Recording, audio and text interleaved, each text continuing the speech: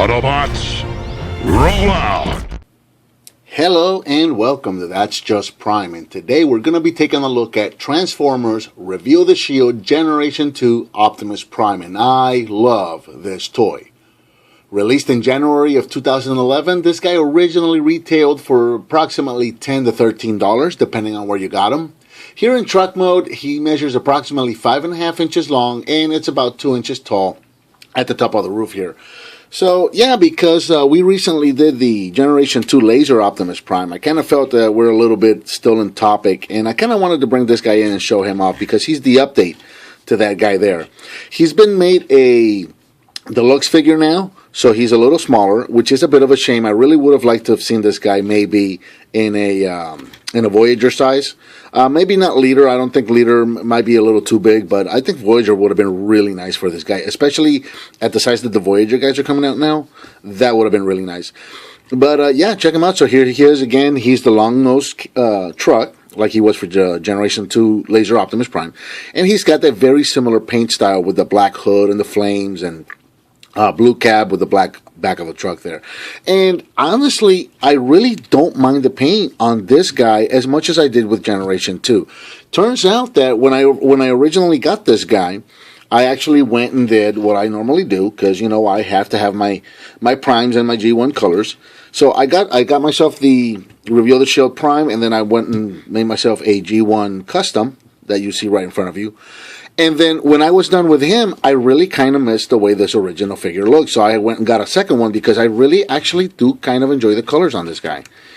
But there you go, real quick, just for comparison, so you can see what he looks like if he would have had a G1 paint. This was done a while back, and I've got some scratches and stuff that I got to go back and touch up and fix now. But yeah, there you go. That's what he would look like if he had a G1 paint job. But yeah, it turns out that after I got done doing that custom, I actually kind of miss the way this guy looks. I did actually enjoy his paint job. You know, he's not perfect. If there's anything that I was going to change on him, honestly, I think he would have done better to have a whole black cab instead of get rid of this blue section here.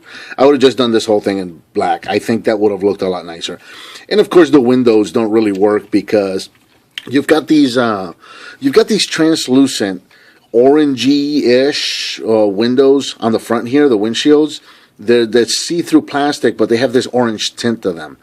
And for whatever reason, they did not give the same to the windows. They just gave it a hard, solid plastic. Actually, I know there is a reason for that. But so what they did is they just painted them orange, and they just really don't match. I don't think that works. It really just does kind of break it up. Now, there is something that you can do. There is an option. You can just pop this open right here where the head's going to be, and then these guys pop in. And you can just, I guess, open the windows, close that back up, and now you have an open windows. You know, there you go. Your windows are rolled down, and I actually think that looks better. That looks a lot better. There's a reason why these do that. We'll get into that when we get to robot mode, but I think that looks pretty good right there. Now, being Revealed the Shield, Revealed the Shield's big gimmick was that they were bringing back the rub sign. So his rub sign is right up here on the top, and if we go ahead and rub the rub symbol. I hope we can get this on camera. I don't think I've ever done a rub symbol on a camera before. So let's see if, I hope this comes out on camera pretty good. There you go. So it's got these, come on, focus, man. All right. How about I try focusing first and then doing the rub symbol gimmick? That might actually work. So there you go. You can see it working there. So the rub symbols, if you're not familiar with, this is something that the original G1 figures had. And it's these little thermal heat activated symbols on here. So when you originally see the figure, as you can see now, the symbol is black. You don't know if this guy is Autobot or Decepticon, and the whole idea was that you had to rub the symbol to find out whether he was an Autobot or a Decepticon. So there you go. That was the whole idea behind that gimmick, which was pretty cool. And I like that they brought it back, at least for a little while during Reveal the Shield. It's a shame that it's gone again. I would like to see it brought back. It was kind of a staple of Transformers toys back when I was growing up, and it'd be awesome to have that back again. So, I think that's pretty much it for truck mode. What else is there to say other than he rolls nice? There you go. He's a truck. He rolls. All right, cool. So let's get into transformation. So first thing we're going to do is I'm going to go in the back here. I'm going to pop this open. Just the back of the truck here, obviously, this is going to become the legs. If you're familiar with this mold or familiar with the G2 mold, obviously, that's going to be the legs.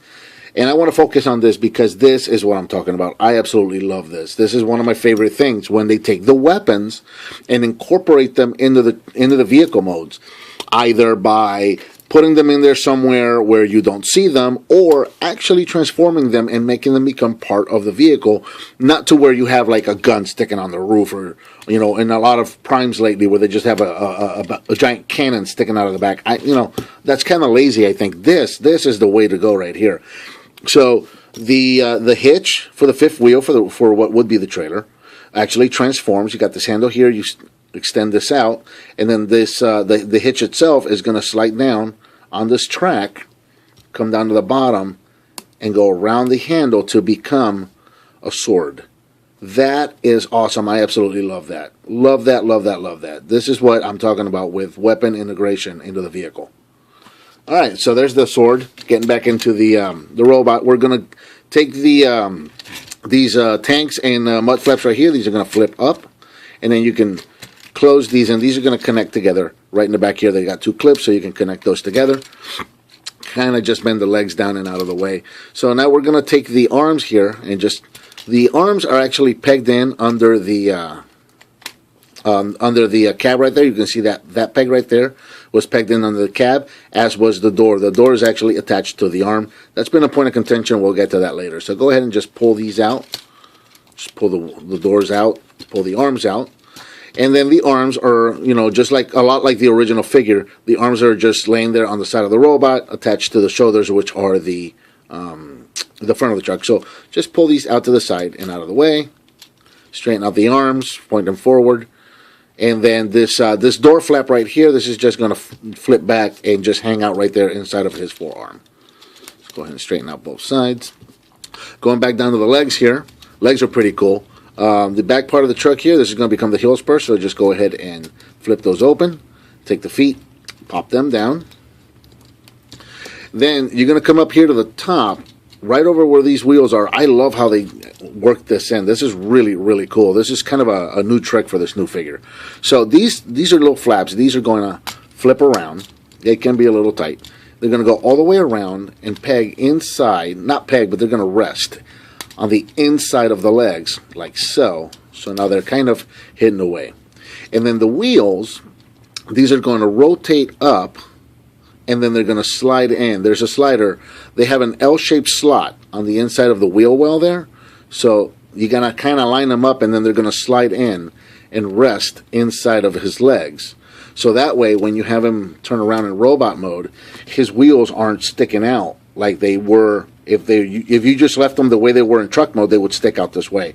Instead, they're going to be kind of hidden away like that, which is really, really nice the way that works out. So do the same thing on this side. Just spin them around. And sometimes, you can do this a million times for whatever reason. Every time I do this, I always get that one wheel that it just seems to be tricky and it just doesn't want to play along. And you just can't seem to line it up, even though you've done it a million times. It's kind of weird how that works. I guess I haven't really figured out the gimmick all the way. You think you got it, and then it doesn't work. So, okay, there it is. So there it is. The legs are done. The arms are done. And now this is really cool. If you remember with the original figure, the entire chest of the robot was on the bottom side of the truck. It just kind of had that fake chest thing. Well, they kind of did away with that this time around, and they're actually going to work in the real chest, or the real windshields of the truck, rather, to turn them into the chest. So earlier you saw where I popped this open, and there is the head of the robot. So just pop up the roof of the truck, spin around the head of the robot, and he's ready to come down. If you remember the windows for the truck, you had the windows out like this. So here's the reason why they made these windows solid. We'll see if we can hopefully get this inside, or in camera here. It's going to be a little rough. So I don't think it's going to show in camera, but inside of the truck here, you can see the other side of the window. It has a little molded pattern inside there. So when you close these, and then you bring the head down, it's going to be extremely difficult to see in there. I actually don't think it's going to come out at all. Go down in the comments, let me know if that came through. But what it is the inside of the windows have the matrix molded in. So when you fold the windows in, it actually creates a matrix inside of his chest. And it's actually really cool because it does come through pretty clearly through the windows. It's really unfortunate that it's not coming through on camera. So, all right, so now you've got your chest all done. And you're going to take this entire top of the truck here. You're going to rotate this up onto the top of the robot. And then it's going to slide down and lock into place. And there is Reveal the Shield Generation 2 Optimus Prime in robot mode. And I think he looks awesome. Check this guy out. Just adjust this camera. Check this guy out. I really, really love the way this guy came out. Here in robot mode, Optimus is approximately 5.5 inches tall at the top of the shoulders. There's very little difference between the shoulder and the head there, so I'm not even going to try to measure at the head and then at the shoulders. But yeah, I really actually do enjoy the colors on this guy. I ended up not minding them anywhere near as much as I did with the original. For whatever reason, I can't explain it, but I actually do like the colors on this guy. So for articulation, Optimus's head is on a ball joint, so he can look up and down, look all the way around. He's got a hinge, a double hinge on the shoulder, so his shoulder can go in and out, and he can rotate all the way around. Of course, if you try doing that, it's gonna kind of break up the look of the shoulder there. But there's another hinge. So there's two hinges in here. There's one hinge right here for the top of the shoulder, and then there's another hinge right here for this part of the shoulder right there. So you got another hinge right there. You've got a rotation at the bicep. You've got a nice bend at the elbow, and you've got a ball jointed fist. So this guy can not only, well, actually, you have a ball jointed fist, and you have a hinge on the fist as well. So you can go in and out with him. You can move it around, and you can also tilt the fist, which is pretty cool. It works really good for some poses with that sword. He does have a waist rotation, but it doesn't go all the way around because the back of the waist is going to hit the back of the truck right there, or the front of the truck right there. So unfortunately, you can get a little bit of waist rotation, but not a whole lot. You've got ball jointed hips, so you can go in and out, forward, backward, all over the place. You've got a thigh rotation right there, right below the hip. You've got a knee. Now the knee's not going to bend terribly sharp because of the wheels hitting each other right there. And then you've got two things. You've got a couple things going on here. You've got the hinge at the heel for the transformation, and then you've also got a ball joint right below that, so this guy can go all over the place. And then you've also got the pin at the heel there. So this guy is extremely posable. You can get some really, really cool poses out of him. Let's get him here, set up back here, over here, and we'll give him his sword. Let's get you standing up there, Optimus. Come on. Let's give him his sword. So yeah, there he is. I really like this figure. I think it's an awesome update to that original figure. Again, I would have liked to have seen it in a Voyager size. I think it would have been better. Maybe they could have gotten a couple corrections on him or anything like that. And you know, for comparison, here he is once again with my G1, my custom G1 repaint right there. Just so you can see what it would have looked like with a G1 paint job. And I think both of these look great. I love the way he looks with a G1 paint job, but I still also enjoy the way he came out just with the original paint job that Hasbro gave him. So, yeah, he's pretty cool. Not a perfect figure. I do like the way that they took these tanks and these and the mud flaps here, and they connect in the back, because this isn't really kind of official, but it works as a bit of a holster for the sword. You can just kind of slide the sword in there and close these back up, and then you kind of got a He-Man style holster for the sword, which is pretty cool. I enjoy that. There have been a couple points of contention with this figure. One of the biggest ones is if you look on the inside of the, I guess where the engine would be, there's a couple of tabs in here. Obviously, these are the tabs that connect these two halves together for truck mode. Well, this tab is all the way up front here, so it's really not in the way. It doesn't get in the way of anything. That one's fine. But then this one back here, this translucent orange one back here, is so far down that it sometimes can get in the way of posability. Like if you try to roll his shoulder back, that tab is going to push it out and give it an angle. A lot of people have complained about maybe that tab breaking when they're trying to pose him or stuff like that. So, you know, one point of contention is that tab right there. But other than that, yeah, I really enjoy this figure. Here's one last look. Let's give him his sword one more time.